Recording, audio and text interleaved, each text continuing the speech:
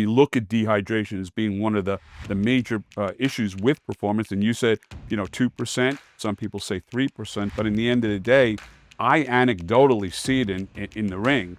So if there's a 10-round fight and I know somebody's cut a lot of weight, I'll see in round 4 or round 5, all of a sudden, they just can't do it. And I have seen at the worst, some fighters we had to actually carry out of the ring or the cage, and they were unable to even stand up because they were in rhabdo from cutting too much weight, then putting their body and muscles through, an overuse situation, not being able to filter that muscle, and then having to send them to the hospital for intravenous fluid. No one wants a fight they didn't choose. And if you don't put the right nutrients in your body, you could be in for that exact wrong kind of battle. Who better to cover this topic than Dr. Michael Schwartz? He's a chief ringside physician and a leading doctor that deals with boxers and MMA fighters. We're going to cover biomarkers and smart supplementation and more at the intersection of longevity and performance, talking about everything from heart health to hormones and the brain. Hi, everyone. Raza Bashir, Chief Innovation Officer at MuscleTech, and today I'm joined with Dr. Michael Schwartz, Chief Physician in Pro Boxing and MMA, as well as he practices at the Princeton Longevity Center. Welcome, Michael. Thank you for having me.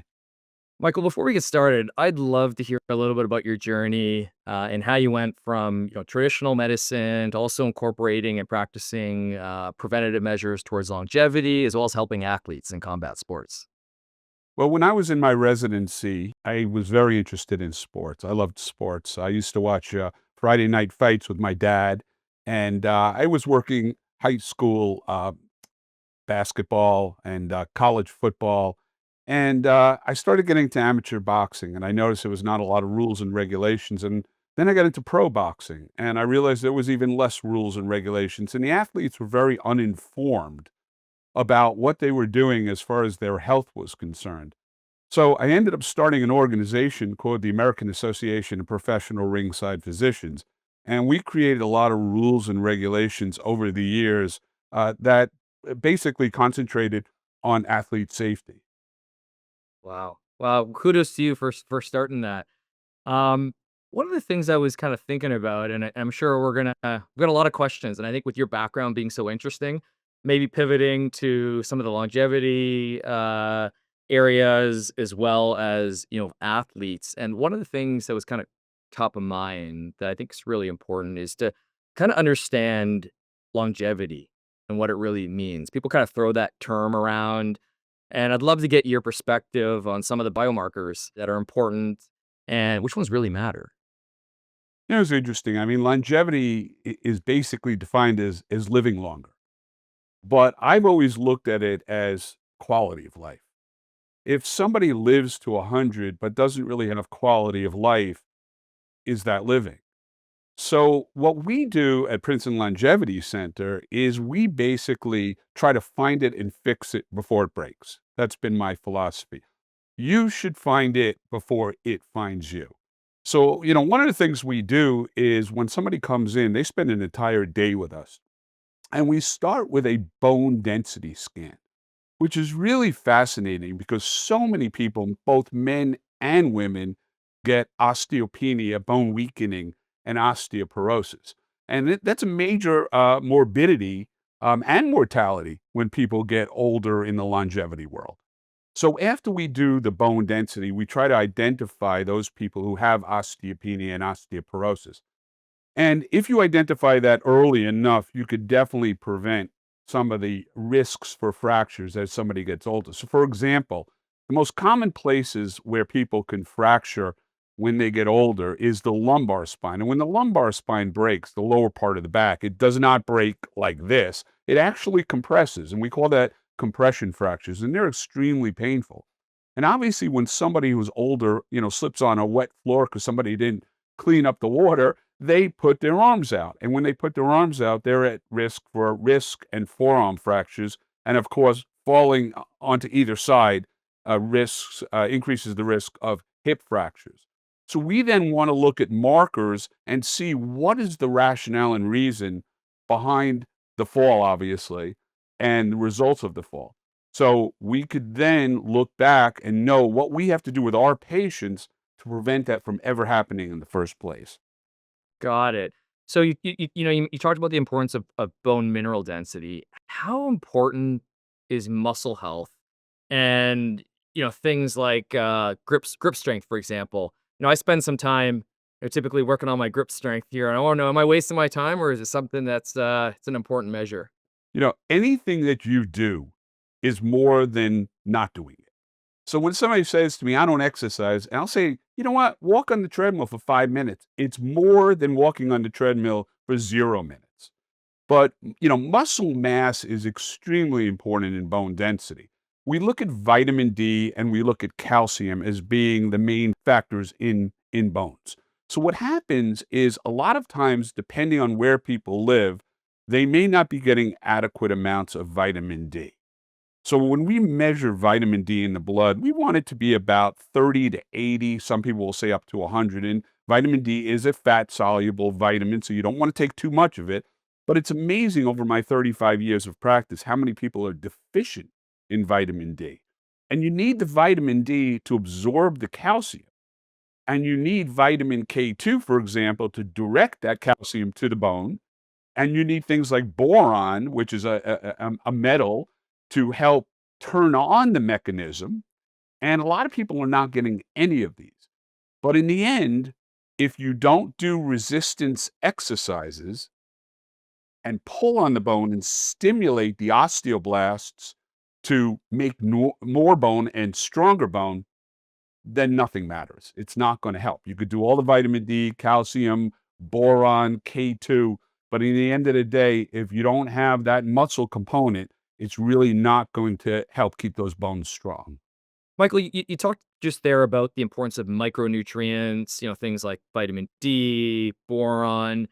How do you, how do you bridge some of the discussions that you have with patients when you're talking about, let's say, biomarkers, maybe, some medications, and even just supplements? And the reason why I ask is often when I'm having discussions, you may find, some people really receptive to supplements, others may not be unless they talk to their physician. So just curious, how you deal with that, in your practice. Well, I'm very pragmatic. I mean, I look at every aspect of medical care. Um, we look at minerals, we look at supplements, we look at hormones, we look at medications. And by the way, a lot of prescription medications are actually based on a lot of herbal supplements, plants, vegetables, things like that. So they come out with medications based on, you know, old medical care before we had medications like digitalis coming from the foxglove plant to help with heart. So there's a lot of medications out there that we utilize. Now, as far as things like vitamin D and calcium, patients don't really understand the mechanism behind bone growth. They age and they think it's a normal part of aging. And when we do the DEXA, the bone density, and we find this, a lot of people are really surprised. And I'm quite surprised as well. We see a lot of people, men even in their 40s, who have osteopenia and even some having osteoporosis. There's a genetic component to that, of course, but you always think of osteoporosis as a woman's disease, and it truly isn't. So we go over a lot of that. And then we do spend some time on visceral fat and lean muscle. So basically, the scan will show us visceral fat. And visceral fat, of course, is the fat that surrounds the organs. And that increases the risk of metabolic syndrome. So that increases cardiovascular risk, diabetes risk. And then we look at the lean muscle, which really is the lean muscle and also the bone density weight. So a lot of people will say, I need to lose weight, and they're going by, BMI. We look at it sometimes as body composition. No, you may have some fat or visceral fat to lose, or subcutaneous, of course, and the way those develop are very different. We could talk about that. But if they don't understand how the muscle part of it is so important, they won't be successful. One of the things that's everywhere right now, and you kind of got me thinking about that as you discussed, as you described, the importance of lean muscle, even on someone's weight loss journey, is GLP-1s. right? Like right now, there's a lot of buzz around that. Could you just tell us a little bit about, GLP-1s from your perspective and what, the general public should be aware, whether, they're contemplating using them or not, and maybe some of the watchouts and maybe even some of the lifestyle and supplements that could benefit people while they're on or maybe instead of? So GLP-1s and GIP medications are now being used for weight loss. They were diabetes medications, and basically how they worked, and to make it very simplistic, is if you've ever eaten too much in your life and you go, "Oh my God, I'm so full, I can't eat another bite." That's basically what these peptides do. They tell the brain, "I'm full." They tell the liver, "Stop making more sugar." They tell the pancreas, "Make more insulin. Let's get rid of this sugar." And they tell the GI tract, "Slow down the digestion." So by putting all those together, patients lose weight. What they don't understand and what we see statistically is a very high percentage of muscle loss with the GLP, GIP medicines. And the GLPs work and are very effective. But when we do the bone density, and we do this on our patients, it's fascinating because they'll lose 10 pounds, for example. 6 will be from fat, 4 will be from muscle. So now we get into the question of why are these patients losing muscle mass as well? Now, there's been some studies that suggest there could actually be fat in the muscle tissue, and therefore some of that muscle loss may actually be represent fat. But in the end of the day, if patients don't recognize that that could then increase their risk of osteopenia, osteoporosis, they could get themselves in trouble. Now, we also get people who come to me, they want to lose 10 pounds. They want to go from a size 6 to a size 4. That's not the appropriate person for the GLP or GIP medications. This is more for the patients who are at risk for cardiovascular events, diabetes, metabolic syndrome, which we know will increase mortality down the road. Michael, you bring up such a good point there. With people leaving, losing 30 to 40% muscle potentially while using, these types of medications. Is there any specific supplements, whether it be creatine or other types of amino acids that, you'd particularly recommend? Yeah, so creatine is a major one because we all know that creatine helps with the ADP to ATP conversion, and that in turn gives you more energy to use the muscles, especially when we're talking about high intensity and resistance training, which again goes back to the importance with osteopenia and osteoporosis. If you don't work those muscles, you could take all the creatine you want, and it's really not going to do a heck of a lot. But people who take the creatine and do the resistance exercises show immense benefit, not only in muscle and lean muscle mass, but also in the reduction of fracture risk for osteopenia and osteoporosis, especially as they get older. There's a lot of nutrients like creatine that can be beneficial, but of course, you still need that type of tension and resistance training to get a majority of the benefit. Yeah, and of course, leucine plays a role because that kind of initiates the process in helping the muscles start to build muscle cells. So it's a multifactorial approach. It's not just let me go to the gym and lift weights. It's about increasing protein intake. So whether it's protein shakes, protein powders, whether it's the creatine, whether it's the leucine, arginine. I mean, there's a lot of different amino acids that are very important in lean muscle mass. And again, when we look at that, we're looking at it from a multispectral aspect. How do we improve muscle mass, but how does that then improve quality of life? And when somebody in their 80s falls and breaks a hip, unfortunately, in my anecdotal experience, and I think in clinical studies, it's about a 50-50 shot, meaning 50% of them are going to do okay, and 50% of them, that's kind of the beginning of the end, because again, they have so many other problems when you get to that age. In my practice, we don't want to ever let it get to that point. So we're kind of on top of them and giving them this advice. Yeah, well, I think it's amazing the work you're doing, Michael, in terms of, also recommending, right, in addition to the resistance training, nutrients like amino acids, creatine, For all the years that I've been formulating, and even to this day, and I'm always talking to my family, about the importance preventing muscle breakdown. Right, a lot of us are thinking about it too late, and it's like, no, we got to start thinking about it. That really the earlier you think about it, the more muscle you can hold on to.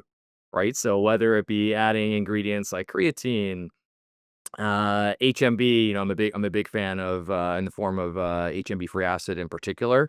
But both forms work really well. And then of course, to your point, amino acids like leucine and protein and getting all your essential amino acids. We're also looking at peptides, for example, like dileucine, which is a leucine peptide, and its ability to turn on muscle protein synthesis. So I think there's to your point, there's so many things found in nature, and that you can get all these ideas, from what's found in nature and its ability to help, the body be more resilient, prevent muscle breakdown, and things of that nature. Which kind of leads me to one of the other things I was thinking about is, I find there's sort of this fascinating contrast in in some of the people that you're working with, whether it be those that are trying to live longer in terms of longevity and improve the quality of their life. And then on the other hand, you got combat sports and people essentially trying to kill each other to some extent, in MMA and boxing. So is there any learnings there, that you think the general public could learn from athletes and vice versa? It's funny that you asked me this question. This past weekend, I worked my first sumo wrestling show, and it's fascinating. The largest athlete was 570 pounds. The smallest was 310, and he was a little guy compared to these. And a lot of people asked me at the fight, um, these must be the most unhealthy people. They're actually not. They're extremely healthy because what they do is exercise all day. They eat a lot of fats. So what you see is actually subcutaneous fat. You do not see visceral fat in these athletes. So they don't have metabolic syndrome. They don't have issues with cardiovascular health. But what it shows you is that the fact that they exercise, which plays a role in reducing visceral fat, is so important because they have an immense amount of muscle mass. So they have lean muscle mass, they have subcutaneous fat, they have no visceral fat, and they're in excellent shape until, of course, they stop exercising and stop taking the supplements and the vitamins, and then their risk goes up after their careers. Now, in regular athletes, boxers, MMA, we always ask, are you on any medication? But we also ask, are you taking supplements? Now, the most popular one, of course, we see is creatine. Um, the athletes have learned how important creatine is for muscle mass, muscle recovery, muscle strength. And in sports where you're talking about energy, you need to have all the beneficial supplements you can. The one issue we do have, and I think a lot of people could learn from this, is the hydration aspect. So these fighters lose a lot of weight prior to the contest. So I do a lot of medicals on these fighters before they're ever allowed to get into the ring or the cage. So, for example, for a fight I had, it was an MMA show. A fighter had his physical the day before weighing in. He was 177 pounds. His contracted fighting weight was 155. So he was going to lose 22 pounds in one day. Now, how do you do that? You're not losing fat, you're not losing muscle mass. It's all about fluid. Well, dehydration is a real important part of how these fighters get short and long term injuries. And that brings up to the regular people out there how important hydration is because you think, I'll just drink a lot of water, but you don't realize that we are made up of water and sodium and potassium and chloride and bicarb and calcium and magnesium. So if you don't have the correct balance of these electrolytes, your body's not going to work very well. Yeah, I can imagine. I mean, you've seen such sort of extreme cutting, and I think that example is probably something that you see a lot of. And when I even think back to my training over the years, we were always taught that, even just a 2%, decrease in hydration status can lead to a decrease, 10% decrease in performance. It sounds like, athletes are looking for that benefit in terms of the size and strength for cutting weight, not realizing, there can be an impact to performance during that time. Do you just given, the complications with cutting weight so quickly, are you seeing that leading to any other type of issues? Let's say, anything potentially related to around, hormones. I'm just thinking more like the general markers now of an athlete when they're taking these sort of extreme steps. Is it manifesting into other issues, whether it be like, sexual dysfunction, anxiety? Is that prevalent at all? And if so, do you have any recommendations around that? Yeah, remember that when we talk about dehydration and we talk about hydration, you're talking about liver health, you're talking about kidney health, and you're talking about brain health. So when we think about our hormones, or we think about different aspects of how our bodies work, a lot of it comes from the brain. So it comes from the hypothalamus, it comes from the pituitary gland, and all of these hormones or prehormones are produced and then subsequently tell other organs, do this, do that, metabolize this, break down this, produce that. So when we're talking about severe dehydration and the effect on the kidneys, and there's something called rhabdomyolysis where you're breaking down muscle, and this is why it's so important for athletes also to be consuming a lot of fluid intake while they're actually exercising, is because the muscle fibers that are broken down to create new and better muscles have to be filtered, and they're filtered through the kidney. And like any other filters could get clogged, and then you could go into renal insufficiency and renal failure. What does that do? That messes up all the hormones, it messes up all the electrolytes, and people don't realize how important that part is of just the quality of how we exercise, because it could definitely impair performance, and that's why we look at dehydration as being one of the major issues with performance. And you said, 2%. Some people say 3%. But in the end of the day, I anecdotally see it in the ring. So if there's a 10-round fight and I know somebody's cut a lot of weight, I'll see in round 4 or round 5, all of a sudden they just can't do it. And I have seen at the worst some fighters we had to actually carry out of the ring or the cage, and they were unable to even stand up because they were in rhabdo from cutting too much weight, then putting their body and muscles through, an overuse situation, not being able to filter that muscle, and then having to send them to the hospital for intravenous fluid. And their CK, which is a measurement of muscles, will go 20,000 when it normally should be higher than 150. So I think it's very important for people to realize how crucial it is to always maintain hydration and also proper electrolyte intake and consumption.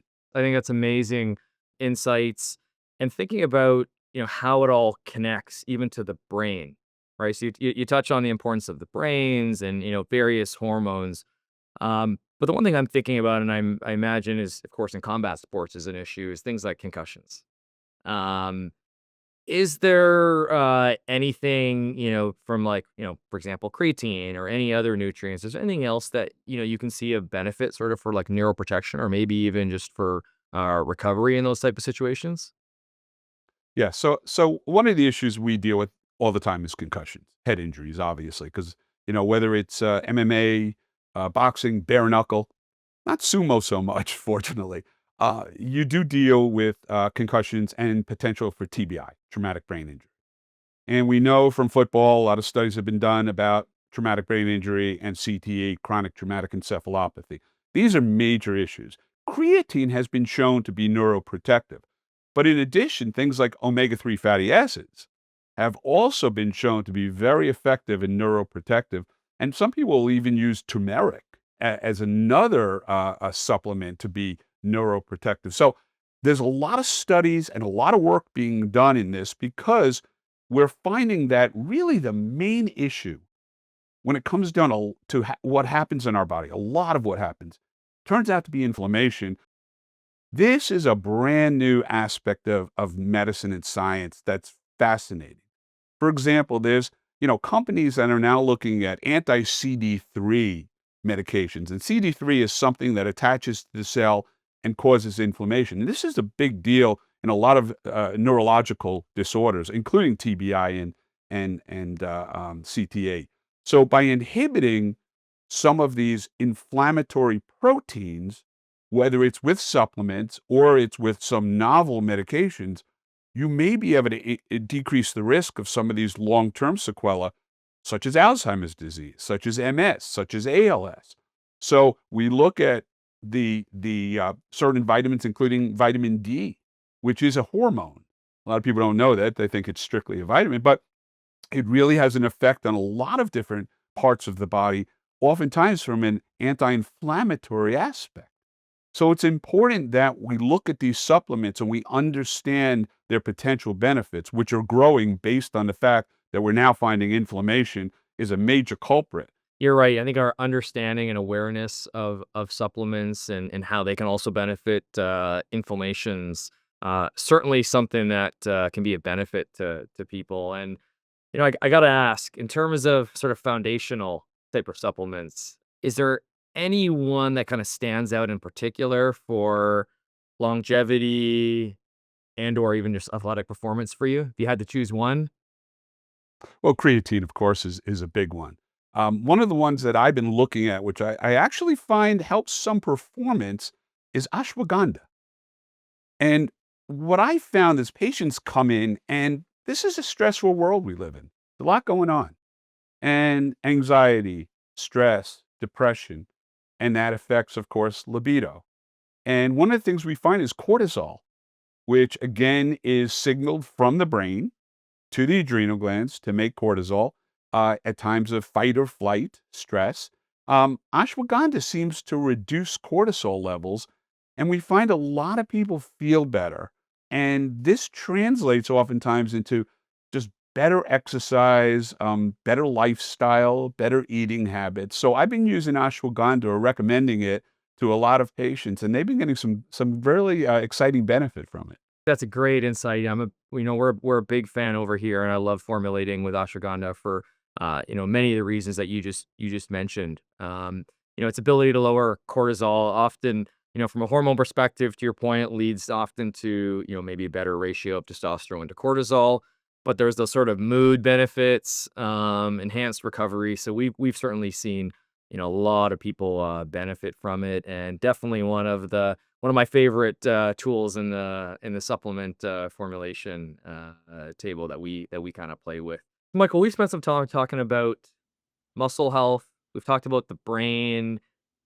Next, I was thinking we could get into the heart, right, and talk about cardiovascular risk, what to look out for, what sort of lifestyle supplement factors, and even just type of biomarkers and medications that people should be aware of. And there's no one better to talk about it than you. So could you share some of your thoughts and insights there? Absolutely. So part of our program is what's called a cardiac calcium score, and this measures the amount of calcified plaque in the coronary arteries. Very simple test. Takes all of a couple of minutes. It's done via a CT scan, and you get a number. And of course, 0 is the best. It means that there's no calcified plaque there. And the range goes all the way from 1 to 10, trace, 10 to 100, mild, 100 to 400, moderate disease. And when we get about 400, that's when it gets a little bit more significant. Now, there's also something called non-calcified plaque. And non-calcified plaque, I try to explain this to patients. Think of a boulder in a stream. That boulder's not moving. But if you take a pile of mud and you put that in the stream, that mud could break free and run downstream and cause a heart attack. So there's actually two kinds of plaque. And to identify the non-calcified plaque, we do something called a cardiac CTA, which is a CT angiogram. And that shows us really the inside of the artery. So, we talk about cholesterol, and cholesterol is really important. A lot of people don't realize this. The liver makes cholesterol, and we also take in cholesterol in our diet. And cholesterol is responsible for our steroid hormones. testosterone, estrogen, progesterone. So we do need some cholesterol. The problem is when we talk about LDL or bad cholesterol, that's where we get into a problem. So we identify that as a risk factor, and then we talk about different ways to treat that. Michael, I guess at what stage do you recommend people start to, do some of these tests to be preventative, assess risk from a cardiovascular standpoint? It all has to do with risk factors. So we look at risk factors. For example, a male over 50 is a risk factor. I have that one.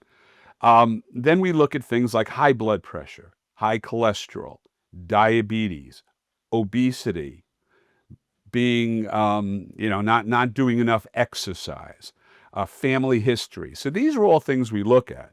And when we look at cholesterol, for example, there's new things that we look at, such as a CRP or cardio CRP, and this is a measurement of inflammation in the artery wall. So we talked about inflammation before and how important it is, and that seems to be the mechanism where the plaque first gets into the artery before the inflammation then gets in and turns that soft plaque into hard plaque. The soft plaque, unfortunately, is way more unstable, and that's why there's an increased risk of heart attack with the soft plaque.